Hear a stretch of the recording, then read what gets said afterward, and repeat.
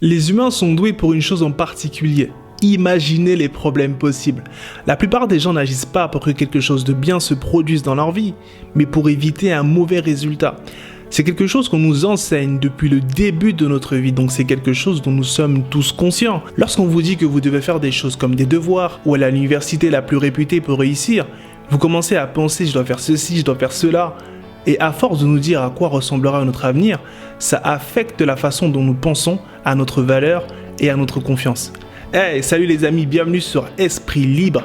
Dans cette vidéo, vous allez trouver une explication détaillée sur la façon de développer la confiance en soi. Restez jusqu'à la fin de cette vidéo pour profiter du bonus spécial. Pour me soutenir, pensez à vous abonner, activer la cloche de notification pour ne louper aucune occasion pour atteindre vos objectifs. Chapitre 1, la menace. Chez Esprit Libre, nous pensons que la peur de la catastrophe est une motivation puissante pour agir. Comme lorsque vous êtes poursuivi par un tigre lors de votre course matinale. Mais est-ce que vous voulez vraiment être poursuivi par un tigre toute votre vie? C'est pour ça que vous avez de l'anxiété et des crises de panique à chaque fois que le chien du voisin essaie de vous dire bonjour. Ce n'est tout simplement pas durable ni sain d'avoir la peur comme motivation à long terme. Le truc, c'est que c'est la peur qui nous a permis de nous hisser confortablement au sommet de la chaîne alimentaire. Parce que nous sommes l'espèce la plus paranoïaque et la plus anxieuse qui ait jamais marché sur cette terre. Nous avons tué ou domestiqué tous les êtres vivants qui se trouvaient sur notre chemin et nous nous sommes mis à distance des endroits où il y avait encore des tigres ou des chiens dangereux. Donc l'anxiété est enracinée au plus profond de nous-mêmes comme une méthode de survie. Mais ça a créé un gros problème aujourd'hui. Les gens ont beaucoup de mal à être confiants. Parce que l'on lutte finalement contre quelque chose qui fait partie de la nature humaine. D'une part, vous avez un niveau élevé d'anxiété qui vous empêche de développer votre confiance en vous, et d'autre part, vous ne savez pas vraiment ce que signifie être confiant. La partie anxiété mériterait une vidéo entière. Alors pour l'instant, parlons simplement de confiance en soi.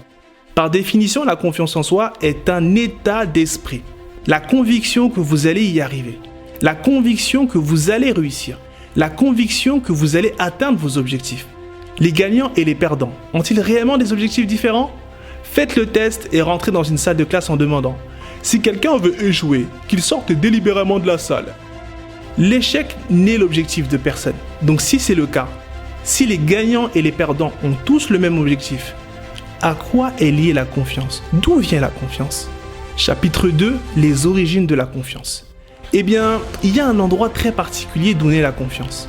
Elle se produit à un moment précis.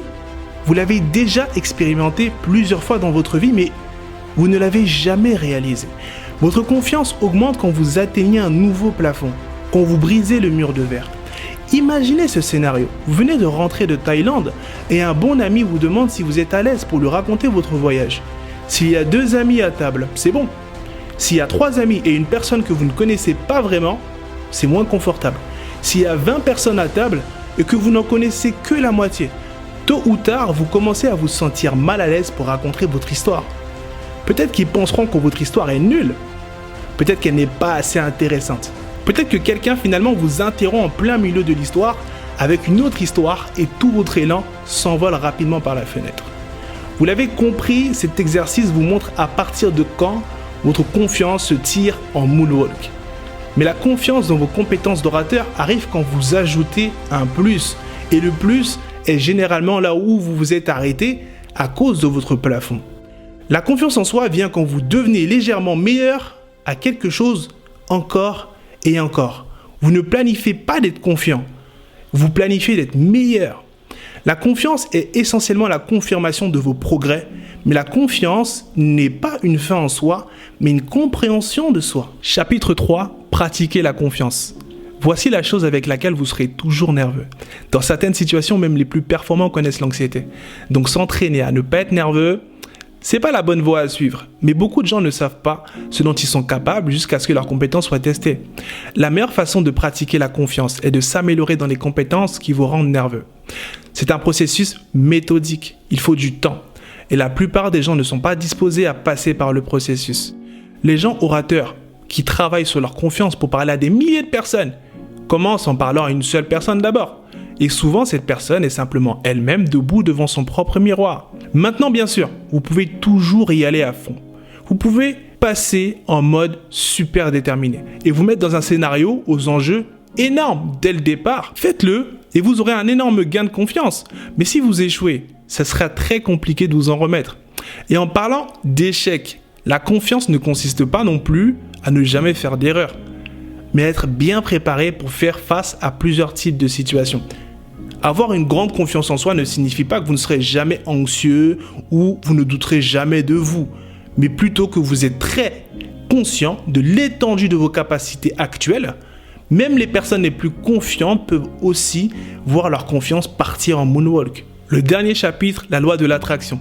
Maintenant, abordons rapidement un sujet car je vois déjà les commentaires arriver. Est-ce qu'on peut vraiment faire semblant jusqu'à ce qu'on y arrive? Vous avez déjà forcément entendu cette phrase, faites comme si c'était déjà là et ça va arriver. Il y a un ami à moi qui m'a dit, Loïc, je vais essayer cette technique. Et tous les matins devant son miroir, il répétait, je suis riche, je suis riche. Sauf que quelques mois plus tard, sa situation financière n'avait toujours pas changé. Alors est-ce que ça marche? La réponse est oui et non. Imaginons que faire semblant jusqu'à ce qu'on y arrive fonctionne. Si on y arrive vraiment, si on finit par développer ses capacités pendant qu'on fait semblant, alors oui, ça a marché. Mais si vous faites semblant que c'est déjà là, mais que vous n'arrivez jamais à faire quoi que ce soit, vous allez passer pour un arrogant et un illusionniste qui fait semblant mais qui ne réussit pas. Et si c'est votre seule stratégie, il n'y a aucun moyen de savoir où vous finirez. Peut-être sur une scène de spectacle. Alors faites attention. Quand les gens se concentrent trop sur leur confiance et pas assez sur ce qu'ils veulent faire, ils risquent de devenir trop sûrs d'eux et se diront que s'ils pensent qu'ils sont vraiment qualifiés, c'est qu'ils sont vraiment qualifiés. La confiance excessive vient du fait de vivre dans sa propre bulle. Personne n'est là pour vous tester, le point de référence est votre propre ego. Alors passez à l'action. Bon les amis, à ce stade de la vidéo, les spectateurs peu motivés sont déjà partis, alors plongeons dans les choses sérieuses, plus profondes pour vous. Comment la confiance en soi mène au bonheur? Le bonheur, c'est quand la réalité correspond à vos attentes. On a un grand sentiment d'accomplissement quand on a fait quelque chose et qu'on est fier de ça. Rien que le fait d'y penser à cette chose, ça nous met dans un état de bonheur extrême.